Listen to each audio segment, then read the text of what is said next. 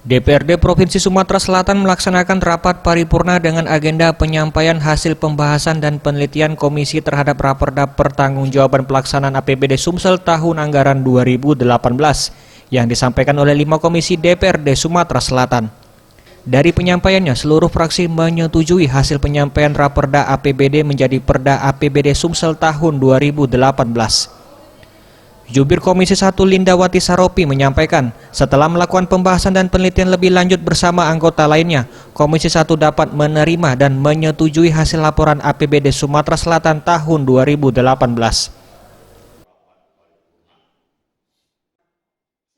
Garis besar pelaksanaan program kegiatan dari masing-masing organisasi perangkat daerah yang menjadi mitra Komisi 1 sudah mencapai realisasi dan dapat menjawab beberapa permasalahan sesuai arah kebijakan, walaupun masih ada arah kebijakan yang belum ditindaklanjuti dengan program kegiatan.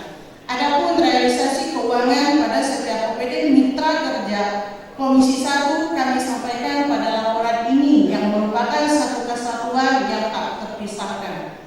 3. Romani. Kesimpulan, melaksanakan pembahasan dan penelitian secara seksama terhadap Raperda Pertanggungjawaban Pelaksanaan APBD Provinsi Sumatera Selatan tahun anggaran 2018 dengan mengucapkan Bismillahirrahmanirrahim.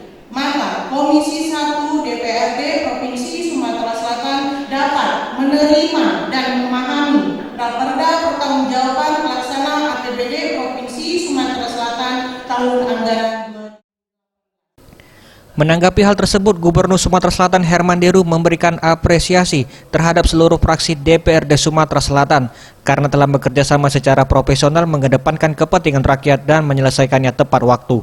Sejumlah catatan yang diberikan menjadi perhatian khusus untuk dikaji bersama guna memperbaiki kinerja pemerintah Provinsi Sumatera Selatan.